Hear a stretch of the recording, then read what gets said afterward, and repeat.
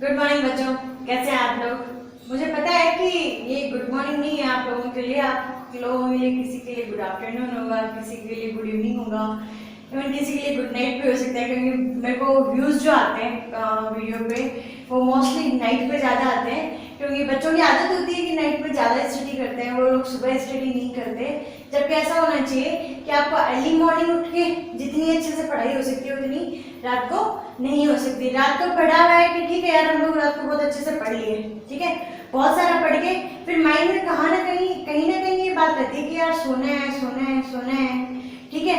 तो वो क्या होगा, थोड़ा सा माइंड है वो डाइवर्ट रहेगा, ठीक है। लेकिन सुबह फ्रेश होकर उठ गए कि हाँ ठीक है यार मस्त उठे 4 बजे, आराम से थोड़ा बहुत आप वॉक कर लो और फिर है कि नहा धो के आप लोग पढ़ने बैठ जाओ, तो आपका माइंड क्या रहेगा कि आपको सिर्फ पढ़ना है, ठीक है। और ये वीडियो मुझे लग रहा है कि आज आप लोगों का ना बोर्ड देख के मेरा दिमाग खराब हो जाएगा कि यार ये क्या है, क्योंकि डायग्राम होते हैं और फ्लो चार्ट होता है, तो उस कंडीशन में आप लोग बहुत इजी से समझ सकते हैं कि यार ठीक है फ्लो चार्ट था इजी था, डायग्राम था इजी था। लेकिन आज तो आपको थ्योरी दिखाई दे रही है, मेरा भी दिमाग घूम रहा है कि यार क्या है ये मतलब छोटा सा टॉपिक है लेकिन ये बहुत लेंदी हो गया।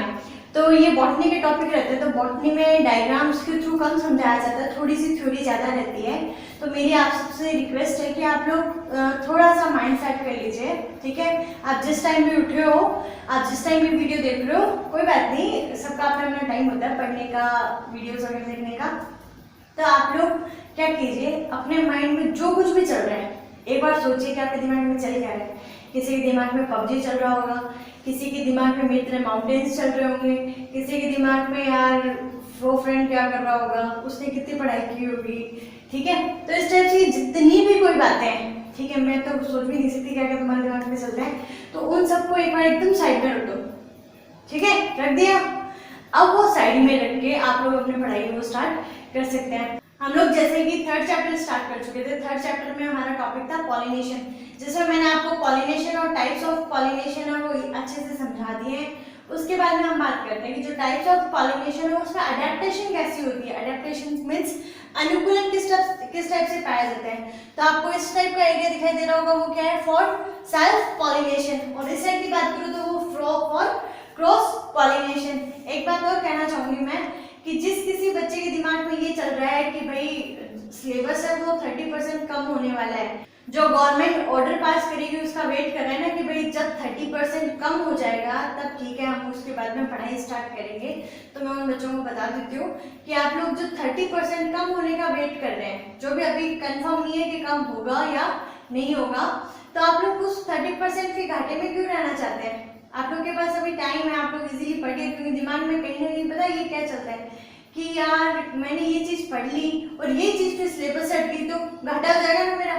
घाटा नहीं होगा, क्योंकि आगे के जो नीट के एग्जाम्स होंगे, यदि आप 12th के बाद नीट क्लियर करना चाहते हैं और उसके अलावा आप लोग कॉलेज में पढ़ना चाहते हैं, तो कॉलेज एमएससी मतलब हाई लेवल तक आपका जो बेसिक रहेगा वो यही 11th 12th क्लास रहने वाले हैं। तो आप लोग के दिमाग से जो भी इस टाइप की खुरापात चल रही है उसको एकदम साइड में कर दीजिए, पढ़ाई स्टार्ट कर दीजिए। इस टाइप से कुछ भी मत सोचिए कि भाई ये चैप्टर हम लोगों ने एक्स्ट्रा पढ़ लिया तो भाई हमारे दिमाग में कचरा बढ़ जाएगा, ठीक है। तो ये बात दिमाग से निकाल दीजिए। आप लोगों के लिए हर एक चैप्टर और हर एक चीज़ है वो इम्पॉर्टेंट है। जहाँ तक मैं आपको पढ़ाती हूँ तो मैं बहुत सारी चीज़ें हैं कि जो मैं ऐसे बोलती हूँ कि यार ये चीज़ें आपके बोर्ड के लेवल की नहीं है, लेकिन आप लोगों को ध्यान में होनी चाहिए, क्योंकि हर एक टॉपिक है दूसरे टॉपिक से लिंक करते हुए आता है। मैं आपको बहुत सारे नाम बताती हूँ, बहुत सारी चीज़ें हैं जो मैं दूसरी वीडियो से लिंक करती हूँ, ताकि आप लोगों को क्या रहे, अपडेट रहे कि हाँ यार ये चीज़ वहाँ पढ़ी तो थी, ठीक है। तो इस टाइप से हम बात करते हैं। सबसे पहले for self pollination. Self pollination अनुकूलन का मतलब क्या होता है। सबसे पहले अनुकूलन का मतलब ये होता है कि किस टाइप का फ्लावर हो जिसमें स्वपरागण हो सकता है, किस टाइप का फ्लावर है जिसमें परपरागण हो सकता है, ठीक है। तो यहाँ पे सबसे पहला जो अनुकूलन है वो है बाइसेक्सुअलिटी। बाइसेक्सुअलिटी जिसको हिंदी में कहा जाता है द्विलिंगता। तो नाम हिंदी में सीधा समझ में आ रहा है, इंग्लिश में सीधा समझ में आ रहा है कि वो फ्लावर कैसा होगा, बाइसेक्सुअल होगा। बाइसेक्सुअल दैट मीन्स कि उसमें स्टैमिन और कार्पल है वो दोनों प्रेजेंट होंगे। तो यहाँ पे लिखा है it means flower are bisexual, ठीक है। और उसका एग्जांपल लिखा है पी जो मटर है, ठीक है। उसके बाद में हम बात करते हैं यहाँ पे होमोगेमी की। होमोगेमी का मतलब होता है समकाल पक्वता। यदि हिंदी वालों को है तो हिंदी वालों को इजीली समझ में आ जाएगा। समकाल पक्वता, सम का मतलब समान, काल जो पीरियड रहेगा, और पक्वता मतलब मैच्योरिटी, ठीक है। तो मतलब both sex organs of a flower mature at a same time, मतलब जो स्टैमिन है और कार्पल है वो दोनों सेम ही टाइम मैच्योर होते हैं, तो वो क्या कर सकते हैं, दोनों फर्टिलाइजेशन के लिए तैयार है, ठीक है। तो इस टाइप से आप देखिएगा कि सबसे फर्स्ट क्या था, बाइसेक्सुअलिटी, देन हम बात करते हैं होमोगेमी की। अब होमोगेमी के बाद में हम बात करते हैं कि इसके एग्जाम्पल क्या होंगे, तो इसके एग्जाम्पल होंगे मिराबिलिस और कैंथेरेंथस।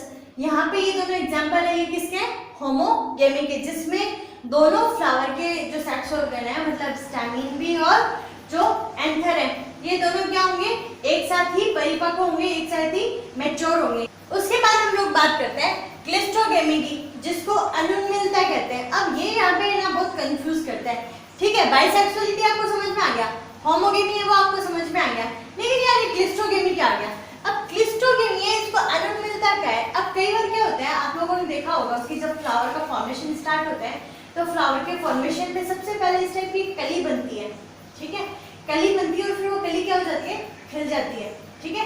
लेकिन यहाँ पे क्लिस्टोगेमी फ्लावर्स में क्या होगा, क्लिस्टोगेमी फ्लावर्स में फ्लावर तो कैसा रहेगा, बाइसेक्सुअल रहेगा, मतलब उसमें दोनों सेक्स है वो प्रेजेंट होंगे, लेकिन ये कभी भी खुलेंगे नहीं, आप ये क्या रहेंगे, हमेशा बंद ही रहेंगे। अब बंद फ्लावर है तो उसमें बाहर से आने वाले बड़ी पॉलन ग्रेन्स कितने ही गिरो वो क्या होंगे, यहाँ से स्लाइड होके नीचे गिर जाएंगे, लेकिन इसके अंदर नहीं आ पाएंगे। तो ये किसका अनुकूलन है, ये अनुकूलन है सेल्फ पॉलिनेशन का। दोनों के दोनों सेक्स प्रेजेंट है तो वो क्या कर सकते हैं, स्वपरागण कर सकते हैं। दोनों सेम टाइम परिपक्व होते हैं तो वो क्या कर सकते हैं, स्वपरागण कर सकते हैं। क्लिस्टोगेमी जिसमें बाइसेक्सुअल रहेंगे लेकिन फ्लावर खुलते ही नहीं है तो वो क्या कर सकते हैं, यहाँ सेल्फ पॉलिनेशन कर सकते हैं। तो यहाँ इसके ये तीनों क्या हो गए, अडेप्टेशन हो गए। उसके बाद में एक फोर्थ अडेप्टेशन और है वो है बड पॉलिनेशन। बड पॉलिनेशन का मतलब होता है कली का, जो मैंने आपसे कहा कि सबसे पहले फ्लावर किस फॉर्म में है, कलिका की फॉर्म में है, तो कलिका की फॉर्म में है तो कलिका के फॉर्म में ही वो खिलने से पहले ही उसमें क्या हो जाए, पॉलिनेशन हो जाए। यहाँ पे मैंने लिखा है pollination occurs in bud stage before the opening of flower, that means कि फ्लावर के ओपन होने से पहले बड स्टेज में क्या हो चुका, पॉलिनेशन हो चुका। इसके एग्जांपल है बीट और राइस। तो इस टाइप से ये चारों के चारों जो अडेप्टेशन है वो किसके हैं, सेल्फ पॉलिनेशन के। अब यहाँ पे जो सेल्फ पॉलिनेशन में एक मैंने नोट लिखा है तो वो आप देखिएगा, जैसे क्लिस्टोगेमी है जिसको अनुन्मिल बोलते हैं, उसी टाइप से चेस्मोगेमी भी होता है। अब ये चेस्मोगेमस है उसको उन्मिलता बोलते हैं, ठीक है, उन्मिल और अनुन्मिल, ठीक है। तो यहाँ पे जो चेस्मोगेमी होता है, चेस्मोगेमी को हम लोग इसमें स्टडी करने वाले हैं, ठीक है, परपरागण में। लेकिन यहाँ पे मैं एक चीज बता देती हूँ आपको कि यहाँ पे ये जो कॉमेलिना ऑक्जेलिस ऐसे प्लांट्स है जिसमें दोनों टाइप के फ्लावर पाए जाते हैं, मतलब जो खिलने वाले फ्लावर है वो भी पाए जाते हैं और जो बंद फ्लावर है वो भी पाए जाते हैं। तो यहाँ मैंने ना लाइन ड्रॉ की है। अब इस लाइन के जस्ट नीचे की साइड में मतलब जो रूट वाला हिस्सा होता है, अंडरग्राउंड एरिया होता है, अंडरग्राउंड एरिया में बंद कलिका वाले फ्लावर्स लगते हैं तो इनको हम क्लिस्टोगेमस फ्लावर कहेंगे। और जो ऊपर की तरफ मतलब बहुत सुंदर सा ट्री लगा हुआ है, बहुत सुंदर सा पौधा लगा हुआ है, इसमें जो फ्लावर्स लगेंगे वो कैसे होंगे, चेस्मोगेमस फ्लावर्स होंगे। तो इस टाइप से ये वाले दो है वो इसके क्या हो गए एक्सेप्शन, जो भी नोट में आप लिखना चाहें तो आप लिख सकते हैं। तो मैं एक बार रिवीजन करवा देती हूँ कि सेल्फ पॉलिनेशन की जो अडेप्टेशन है उसमें सबसे पहले क्या होना चाहिए, फ्लावर बाइसेक्सुअल होना चाहिए। सेकंड, दोनों के दोनों मैच्योर साथ में होने चाहिए। थर्ड, क्लिस्टोगेमी है तो वो बंद ही रहेगा। फोर्थ, बड, यदि वो बंद स्टेज में क्या हो जाए, पॉलिनेशन, फ्लावर खिलने से पहले ही क्या हो जाए, इसमें पॉलिनेशन हो जाए। तो ये चारों के चारों अडेप्टेशन रहेंगे वो किस करेंगे, सेल्फ पॉलिनेशन करेंगे। क्लियर। उसके बाद में हम बात करते हैं क्रॉस पॉलिनेशन की। क्रॉस पॉलिनेशन में बात करें, कंपेयर करते हुए चलना दोनों को। क्रॉस पॉलिनेशन की बात करें तो इधर बाइसेक्सुअलिटी है, इधर क्या रहेगा, यूनिसेक्सुअलिटी। अब यूनिसेक्सुअलिटी जिसको एक लिंगता कहेंगे तो आपको सीधा क्लियर हो रहा होगा कि एक फ्लावर है वो मेल फ्लावर होगा, एक फ्लावर है वो क्या होगा, फीमेल फ्लावर होगा।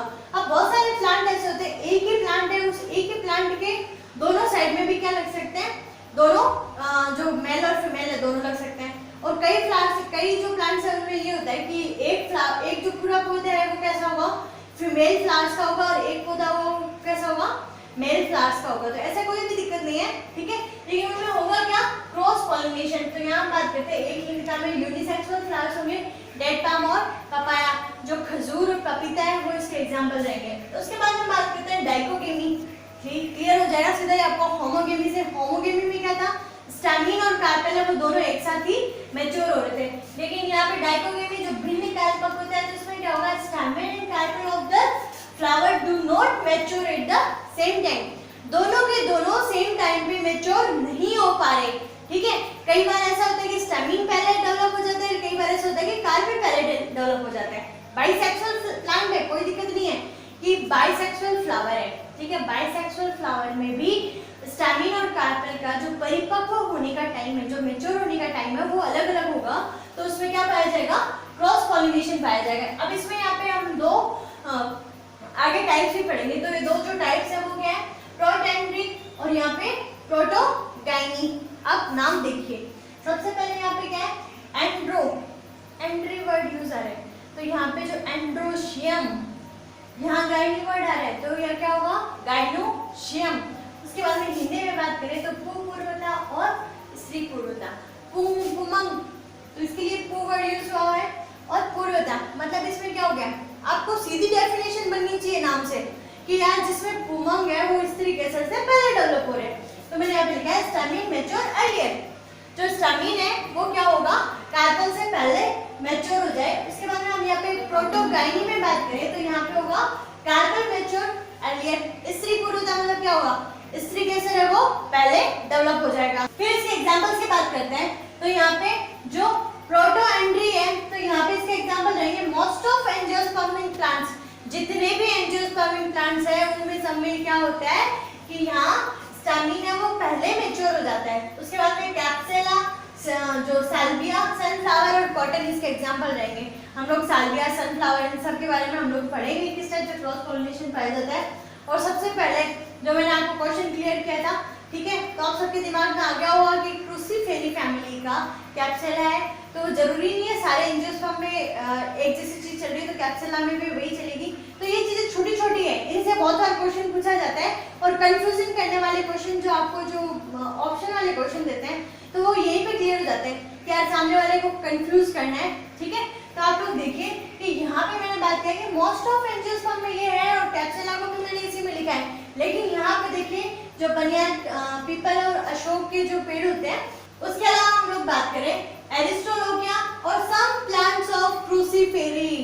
क्रूसीफेरी है वो क्या है, कैप्सुला की फैमिली, लेकिन कैप्सुला कहाँ आ रहा है, पूर्वता में। और कुछ प्लांट्स है क्रूसीफेरी के वो स्त्री पूर्वता में लिख सकते हैं। तो इस टाइप से आप कंफ्यूज मत होइए, आप हर चीज को अलग अलग नोट करते चलिए ताकि आपको क्लियर रहे, आपके दिमाग में एकदम हर चीज क्लियर रहे। उसके बाद हम बात करें चेस्मोगेमी, चेस्मोगेमी या एंथेसिस जिसको कहा जाता है, तो उसमें क्या होगा कि फ्लावर सुंदर सा प्रफुल्लित होगा, मतलब जो फ्लावर है वो बंद नहीं रहेगा, कैसा रहेगा, खिला खिला, ठीक है। जैसे आपके चेहरे खिले खिले हुए ना, उसी टाइप से फ्लावर भी क्या रहेगा, खिला खिला रहेगा। उसके बाद हम बात करते हैं हरकोगेमी की। सबसे बढ़िया क्वेश्चन है हरकोगेमी, सबसे ज्यादा बार बोर्ड में पूछा जाने वाला क्वेश्चन है हरकोगेमी, ठीक है। जो हम लोग सीबीएसई जब एनसीईआरटी पैटर्न था तो एनसीईआरटी पैटर्न का सबसे अच्छा क्वेश्चन था क्लेस्ट्रोगेमी और चेस्मोगेमी में अंतर लिखो, सीधा सा क्वेश्चन पूछते थे। लेकिन जो आरबीएसई का अभी जो सिलेबस चल रहा है, ठीक है, तो उसमें हरकोगेमी काफी बार पूछा जाता है। तो हरकोगेमी उसमें क्या होता है, आपसे पूछ ले कि हरकोगेमी समझाइए, तो आपको बताना है कि फ्लावर है, ठीक है, फ्लावर है, जरूरी नहीं यूनिसेक्स हो, फ्लावर कैसा हो सकता है, बाइसेक्सुअल हो सकता है। अब बाइसेक्सुअल का मतलब उसमें स्टैमिन भी है, उसमें कार्पेल भी है, ठीक है। लेकिन उन दोनों के बीच में कुछ इस टाइप की संरचनात्मक अवरोध आ जाए, कोई मॉर्फोलॉजिकल बैरियर आ जाए, जिसके कारण क्या हो कि उसके परागकण है वो कहीं और जाके गिरे, उसके वर्तिकाग्र पे नहीं गिर पा रहे, ठीक है। तो मैंने यहाँ पे लिखा है कि हरकोगेमी है, उसमें कोई मॉर्फोलॉजिकल बैरियर आ रहा है, कोई संरचनात्मक अवरोध आ रहा है। एग्जाम्पल लिखा है मैंने ग्लोरियोसा। अब ग्लोरियोसा की बात करो, और चाहे आप लोगों को एक नाम मैंने और सुनाया था कि जो आंख है, आंख में क्या पाया जाता है कि जो पॉलिनियम बन जाते हैं। पॉलिनियम आपको ध्यान में होगा क्या होगा, मैं बताऊं वापस, ठीक है, नहीं बताऊंगी, आप लोगों को कमेंट सेक्शन में बताना होगा कि पॉलिनियम मैंने क्या बताया था, ठीक है।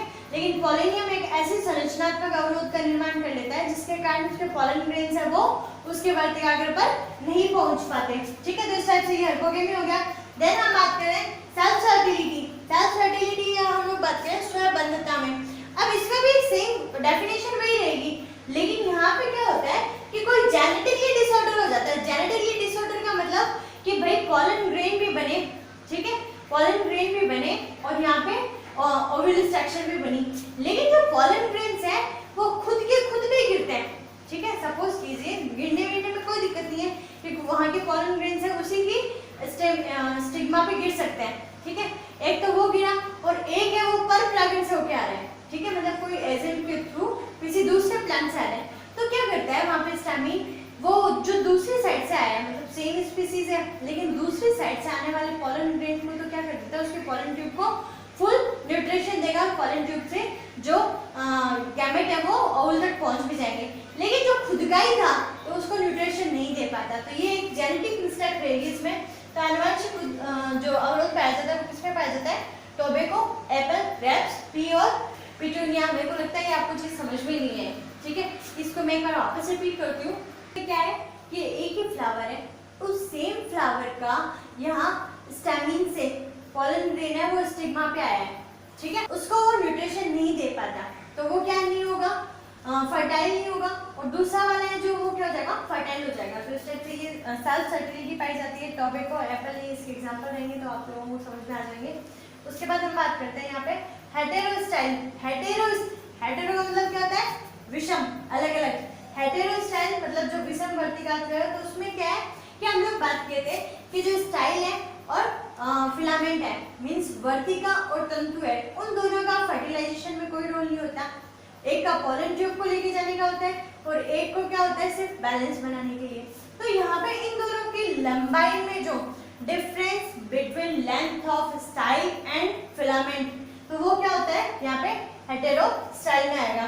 जिसमें हम बात करें यदि कोई फ्लावर में लॉन्ग स्टैमिन है, ठीक है, मतलब स्टैमिन तो क्या हो गई, लंबी हो गई, और जो स्टाइल है वो कैसी रहेगी, छोटी रहेगी। ठीक है, अब ये जो फिलामेंट है वो लंबी होगी तो वो पॉलन ग्रेन्स है वो कहीं पे भी गिरा सकती है, जरूरी थोड़ी वो इसी पे आके गिराए। ठीक है, तो ये देखिएगा, तो इसको क्या कहा जाता है, पिनाइल फ्लावर कहा जाता है। ठीक है, उसके बाद हम बात करें जब स्टैमिन है वो तो शॉर्ट हो लेकिन स्टाइल लॉन्ग हो तो उसको थ्रम्बाइट फ्लावर्स कहे जाएंगे। इसके एग्जांपल्स होंगे यहाँ पे प्रिमरोज, लिलियम और यहाँ प्रिमुला। जो आप लोगों ने अलसी के बीज देखे होंगे, अलसी के बीज आते हैं छोटे छोटे ब्राउन ब्राउन, ठीक है, तो वो आते हैं इसके एग्जांपल में हेटेरोस्टाइल के। तो यहाँ हम एक बार वापस देख लेते हैं कि जो क्रॉस पॉलिनेशन के एडेप्टेशन है उसमें यूनिसेक्सुअलिटी, डाइकोगेमी, उसके बाद में चेस्मोगेमी, हार्कोगेमी और सेल्फ फर्टिलिटी और हेटेरोस्टाइल। तो ये 6 है, ये क्या रहेंगे यहाँ इसके एडेप्टेशन रहेंगे। और जैसे कि मैंने आपको बताया कि सेकंड और थर्ड चैप्टर है वो 2-2 नंबर के या 3-3 नंबर के क्वेश्चंस पे पूछे जाते हैं, क्योंकि फर्स्ट यूनिट है वो पूरी की पूरी 4 नंबर की है। तो यहाँ पे इसने मूड बना लिया कि भाई यहाँ पे 3 नंबर का क्वेश्चन पूछना है, तो ये जो पूरा का पूरा मटेरियल है वो 3 नंबर के क्वेश्चन में वो डाल सकता है। ठीक है, तो आप लोग प्रॉपर नोट्स मेंटेन कर लीजिए, खुश रहिए, मुस्कुराते रहिए और घर पे सुरक्षित रहिए। Thank you.